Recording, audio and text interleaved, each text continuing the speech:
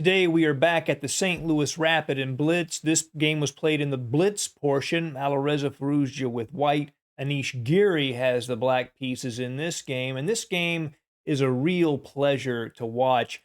Firouzja did something in this game that he did in more than one of the games in this tournament. He played a black system, but with the white pieces a tempo up.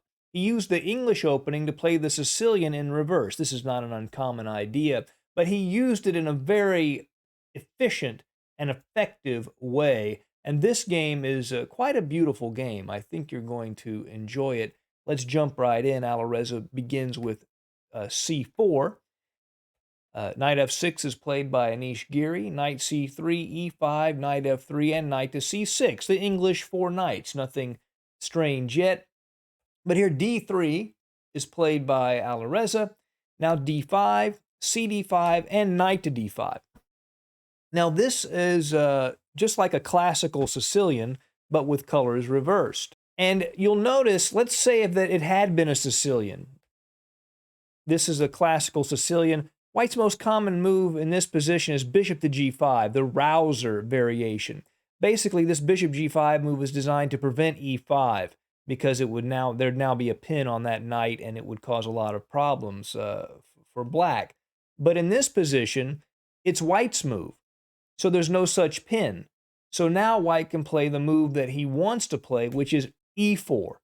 A powerful move creating the Boleslavsky structure. The knight moves to b6, and in this structure, everything revolves around this d4 square. Black wants to control it, and white wants to control it so he can advance the d-pawn to d4.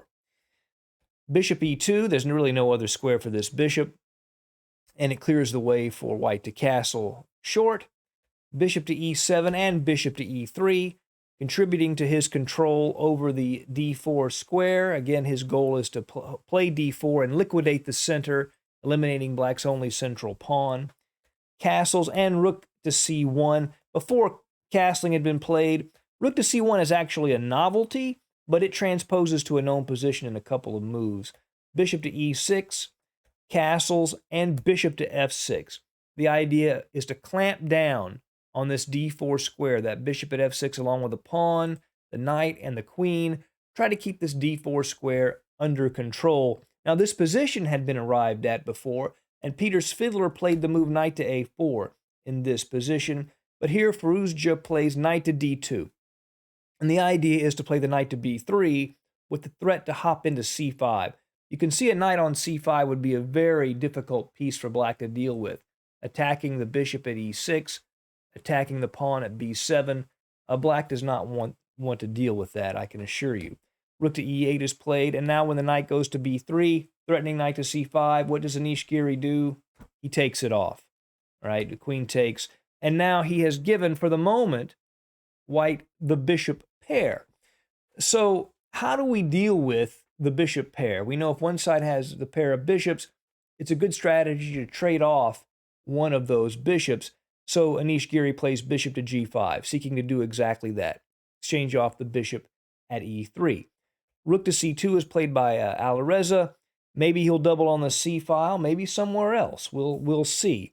The move a6 is played. That keeps the knight out of the b5 square, which would have been a strong square for the knight, but it undermines this knight at b6 a little bit. And white takes advantage of that with knight to d5, aiming right at that knight, which now no longer has the a-pawn to support it. So Anish Giri has to deal with this. He plays he plays bishop takes e3 first, getting that bishop off of the board.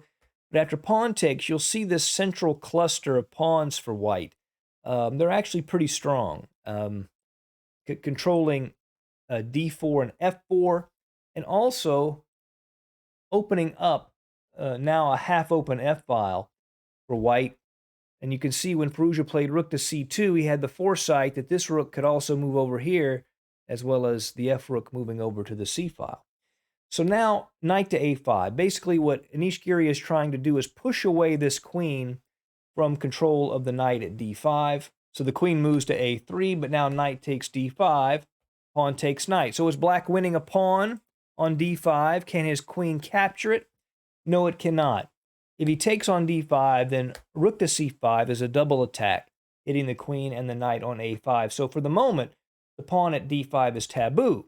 So b6 was played. Now this c5 square is controlled, and the d5 pawn is hanging. So Alireza plays bishop to f3 to defend that pawn. Also, there are some potential threats down the long diagonal as well. So the rook at a8 moves to c8. And not only does it move away from the aim of the bishop at f3, but by defending the pawn at c7, it relieves the queen of that task. Now the queen can move if it needs to. Queen to c3, and we see Alireza doubling up on this backward c-pawn. And the threat from white is to play bishop to g4, attacking the rook at c8. And if that rook moves away, just queen takes c7, and white is just completely winning. So over the next few moves, there's a battle over this bishop to g4 move. Black wants to stop it. White wants to do everything to play it. So let's watch this battle take place. First, queen to d7 from Anish Giri, right? The queen now controls the g4 square. So Alireza plays h3, so that the bishop now can go to g4, supported by the pawn at h3. So Giri plays g6. So if the bishop were to go to g4, f5 can be played, blocking that diagonal. So now e4 is played by Alireza. So now this square is controlled, and the bishop g4 again is threatened. So what does Anish Giri do? h5. Everything is about bishop g4 for this series of moves. And now he is controlling the g4 square. However, in doing so, he has opened up his king on g8 a little bit, and he's got to worry about that. So now rook c to f2. It turns out Alireza doubles on the f file, and he is aiming at this f7 pawn and aiming at this king area. Rook to e7 adds another defender to f7, but now queen to d2. The queen is threatening to come into h6. Now black could play king to g7. If he did, then the game continuation would be played, which I don't want to reveal just yet. So when you see the game continuation, it also works here. Instead, Anish Giri plays queen to d6. Now here, Alireza plays a very, very strong move. You'll notice that both of these rooks and the queen are well placed for the attack. The only piece that isn't that great for white is this bishop on f3. It's blocked in by all of its pawns. But there's a very powerful move that can be played by that bishop. Can you see it? That's right. Bishop takes h5. He gives up the bishop, opening up this f line for the attack. Pawn takes bishop, and now rook takes f6. And by the way, just in case, if he had played king to g7 earlier, this move still works, just to let you know that. But rook to f6 is played, attacking the queen, and also threatening to come in with queen to g5 check, hitting the king.